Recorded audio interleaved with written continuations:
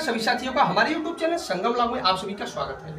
मैं इसमें जौनपुर के केराका तहसील में पहुंच चुका हूं और यहां पर एक भाई साहब मिले हैं जो कि ये दिल्ली में पढ़ रहे हैं इस समय और इनकी काफ़ी अच्छी लेवल की तैयारी चल रही है और ये NDA CDS के बारे में काफ़ी नॉलेज है। मुखर्जी नगर में तैयारी कर रहे हैं। तो मेन बात यह है कि इनसे इंटरव्यू लेने का मेन फोकस ये था कि जो हमारे हिंदी मीडियम वाले बच्चे रहते हैं, ज़्यादातर पूर्वी उत्तर प्रदेश के और गांव देहात वाले बच्चे हैं, उनको आइडिया नहीं रहता है कि इंटर हाई स्कूल करने के बाद किस डिपार्टमेंट में जाए। NDA और CDS जैसी बड़ी हाई लेवल की जो पोस्ट की जो वैकेंसी है उसके बारे में लड़कों को जानकारी नहीं रहता है और वो भटक जाते हैं और नॉर्मल जैसे जनरल GD के लिए तैयारी करने लगते हैं। तो एक गांव देहात का बच्चा अगर NDA CDS UPSC जो कराती है एग्जाम, उसके लेवल में अगर जाए तो काफ़ी अच्छा रहेगा। तो यही सब जानकारी के लिए हम भाई साहब के पास पहुंचे हैं। भाई साहब थोड़ा सा अपना इंटरव्यू दीजिए हमारे दर्शकों को। मेरा नाम आशीष है, मैं उत्तर प्रदेश जौनपुर डिस्ट्रिक्ट से मड़ियाऊ तहसील से। मड़ियाऊ तहसील के हैं। मैं NDA वाले तैयारी करने वाले बच्चों के बोलना चाहता हूँ। NDA की जो एज लिमिट रहती है 15.5 साल से लेकर के 18.5 साल तक एज में फॉर्म भरा जाता है। हाँ, 1 सेकंड रुक जाइए। तो थोड़ा सा ये बताइए हमारे उन भाइयों को जो इंटर के बाद जिनको NDA में जाना है, तो सबसे पहले इसमें NDA के लिए एज क्या होना चाहिए? NDA के लिए एज होना चाहिए 16.5 साल से लेकर के 19.5 साल। थोड़ा सा आवाज़ हाई कर दीजिएगा। तो हम आपको बता देते हैं कि 16.5 साल से लेके 19.5 साल तक आप NDA के लिए अप्लाई कर पाएंगे। उसके बाद इसमें सब्जेक्ट क्या रहेगा, कौन से डिपार्टमेंट सब्जेक्ट वाले इसमें अप्लाई कर पाएंगे? एयरफोर्स नेवी के लिए इंटर में मैथ और फिजिक्स होना जरूरी है। आर्मी के लिए मैथ नहीं रहेगा, आर्ट भी रहेगा, फिर भी चल जाएगा। बायो वाले आर्मी ही ज्वाइन कर सकते हैं। अच्छा, इसमें क्या 3 डिपार्टमेंट है क्या? 4 डिपार्टमेंट। 4 डिपार्टमेंट कौन कौन सा है? Army, air force, navy, naval academy. अच्छा, army, air force, navy, naval academy, ये 4 डिपार्टमेंट है। लेकिन सबके लिए NDA आपको क्रैक करना ही पड़ेगा। तो ये NDA में जाने के बाद क्या उसमें तैयारी कराते हैं या पढ़ाई कराते हैं या डायरेक्ट ज्वाइनिंग कराते हैं? NDA ज्वाइन करने के बाद फिर से ग्रेजुएशन की पढ़ाई किया जाता है। नेशनल डिफेंस अकेडमी खड़गवासला जो पुणे में अकेडमी है, अकेडमी ग्रेजुएशन बीटेक बच्चों को कराती है। अच्छा, वहाँ पर जैसे आप NDA ज्वाइन करेंगे, NDA में ज्वाइन होने के बाद आपको ट्रेनिंग कराया जाएगा और एक प्रकार से वहाँ सैलरी भी तो चालू हो जाता होगा? नहीं, पॉकेट मनी मिलती है बस। अच्छा, पॉकेट मनी मिलती है। कब तक ये पॉकेट मनी स्कीम रहता है? 3 साल तक पॉकेट मनी मिलेगी, उसके बाद ज्वाइनिंग कर देंगे। एकेडमी का ड्रेस मिलेगा, पॉकेट मनी मिलेगी, टाइम टू टाइम ट्रेनिंग होगी, NCC के जैसे ट्रेनिंग किया जाएगा। अच्छा, और इसके बाद अपना STD पढ़ाई। तो ये हमको नहीं समझ में आ रहा है कि वहाँ तक फिर ये जो ज्वाइनिंग वाला प्रक्रिया है, जॉब कैसे कब वहाँ मिलेगा? NDA में 3 साल कोर्स कंप्लीट करने के बाद फिर बच्चे वहाँ से अलग अलग, आर्मी वाले आर्मी में, IMA में, एयरफोर्स वाले AFA air force academy Hyderabad, navy वाले चेन्नई, विशाखापट्टनम, IMA की जो अकेडमी है जहाँ पासिंग आउट परेड होती है, वहाँ से 1 से 1.5 साल ट्रेनिंग करने के बाद फौज में कमीशन पाने के बाद आप ऑफिसर बनते हैं। तो थोड़ा सा ये बातें ध्यान देने योग्य है कि आप जब NDA में ज्वाइनिंग करेंगे उसके बाद आपको ट्रेनिंग होगा, ट्रेनिंग के बाद ही जो है आपका जॉब क्लियर हो पाएगा। तब वैकेंसी निकलती है, उसमें अप्लाई करेंगे तब जाके जॉब मिलेगा। NDA में जो वैकेंसी निकलती है उसमें लड़के जब ज्वाइन करते हैं फिर उनके मार्क्स के और रैंक के हिसाब से एकेडमी में कोर्स कंप्लीट करने के बाद वहाँ से डिसीजन लिया जाता है कौन आर्मी में जाएगा, कौन एयरफोर्स में, कौन नेवी अकेडमी में जाएगा। अच्छा। एकेडमी में परिश्रम करने के बाद, ट्रेनिंग कंप्लीट करने के बाद 1 से 1.5 ईयर्स करने के बाद वह सफलता रूप से एक अधिकारी की रैंक प्राप्त करते हैं। अच्छा। तो ये रही आपका CDS की बात। NDA की बात थी। तो NDA में ये स्कीमें हैं। इसका कौन कौन सा सब्जेक्ट कंपटीशन, NDA का जो कंपटीशन होता है कितने फेज में होता है? NDA के 2 पेपर होते हैं। पहला math 120 question, second GS English रहता है, इंग्लिश के 50 क्वेश्चन, GS के 100 क्वेश्चन।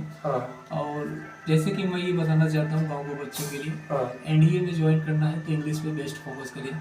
मैथ में सिर्फ 50-60 क्वेश्चन ही करें, 50 से 60, GS में भी 50 से 60। एक मिनट थोड़ा सा ब्रेक दीजिएगा कि ये जो इसमें चैप्टर वाइज जो सब्जेक्ट वाइज है, तो कितना क्वेश्चन किस सब्जेक्ट से रहता है, यही थोड़ा सा बताइए। मैथ जो है NDA का मैथ 11th और 12th के सारे मैथ रहते हैं। अच्छा। एक भी चैप्टर आउट नहीं। कितना क्वेश्चन रहेगा उसमें एग्जाम में? 120 क्वेश्चन रहते हैं। 120। और इंग्लिश का कितना रहेगा? और मैं मैथ के लिए बच्चों को ये बताना चाहता हूँ, कभी कभी एग्जाम में ऐसा होता है किसी भी चैप्टर से 15 से 20 क्वेश्चन एक ही चैप्टर से छूट जाते हैं। अच्छा। मैं बच्चों को ये बताना चाहता हूँ हर चैप्टर इस हिसाब से तैयारी करें कि अगर इस चैप्टर से 15 से 20 क्वेश्चन उठे तो मैं 15 से 20 क्लियर ही करूँ। हाँ, तो मेन बात यह है कि आप जिस चैप्टर को पढ़े अच्छे से पढ़े, 100% उसमें देना है, तब जाके आप ये इसमें यही तो मेन पॉइंट है कि किसी भी चैप्टर से कितना भी क्वेश्चन आ जाता है। और इसका इंग्लिश का क्या क्वेश्चन रहेगा, कितना क्वेश्चन रहेगा? इंग्लिश में 50 क्वेश्चन रहते हैं। अच्छा, इंग्लिश में 50 क्वेश्चन रहेगा। और मैथ का कितना बताया? 120 क्वेश्चन मैथ में रहेगा, इंग्लिश में 50 क्वेश्चन। तो 120 में कितना कम से कम पाना रहता है ताकि पास हो जाए? मैथ में से आप 60 क्वेश्चन कर दीजिए बस। हाँ। इंग्लिश में आप 25-30 के ऊपर ही बात करिए, उसके नीचे नहीं। 50 में कम से कम 30 रहना चाहिए, 35 रहना चाहिए, 40 के अब पकड़ के चले। अगर आप इंग्लिश एनडीए में अच्छी किए हैं तो आपका एसएससी निकालना चांसेस बन जाएगा। हाँ, तो ये जो इंग्लिश वाला पोर्शन है इसमें ग्रामर ही होगा? इंग्लिश वाले पोर्शन में ग्रामर रहता है। हाँ। ग्रामर के साथ साथ आप बेसिक वर्ड मीनिंग, ग्रामर से रिलेटेड वर्ड मीनिंग को पढ़िए। हाँ। और ज़्यादा करके गांव में बच्चों को ये कहना चाहता हूँ कि न्यूज़ पेपर को पढ़िए, मैगजीन को पढ़िए, इंग्लिश की मैगजीन न्यूज़ पेपर को पढ़िए, उसका हाँ। ट्रांसलेशन हिंदी में करिए और हिंदी को ट्रांसलेशन इंग्लिश में करिए। हाँ। एग्जाम में जो पैराग्राफ, सिनोनिम्स एंड डमीज आएगा आप उससे सारा क्लियर कर जी, लेंगे। जी, अब आप जी। किताब से रट के जाएंगे तो आप 25 के अकाउंट में रह जाएंगे, इंग्लिश में क्लियर हो जाएंगे। हाँ, सारा खेल इसमें इंग्लिश का ही है मेन। तो इसीलिए तो गांव जो हिंदी मीडियम वाले बच्चे रहते हैं, इसीलिए उनको डर लगता है और वो जो है उस फील्ड को ज्वाइन नहीं कर पाते हैं, उस एरिया में जाना ही नहीं चाहते हैं। पर सबसे मेन बात यह है कि किसी भी सब्जेक्ट को पीछे नहीं छोड़ना चाहिए, इंग्लिश भी आप फोकस करिए, अच्छे से पढ़ाई करिए। तो ये अभी आपका एनडीए का बात हुआ। अभी सीडीएस के लिए क्या एज होना चाहिए, क्या क्वालिफिकेशन होना चाहिए? 19 साल से 25 साल तक। सीडीएस के लिए कम से कम 19 साल से 25 साल।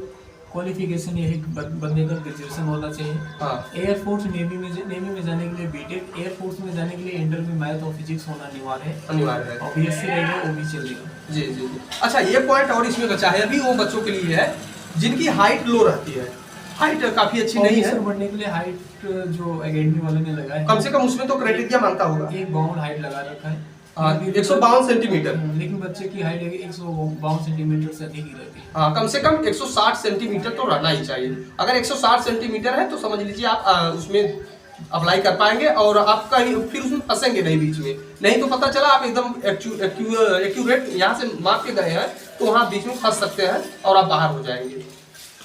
ये अभी आप उसके बारे में थोड़ा सा बता दीजिए, सीडीएस के बारे में।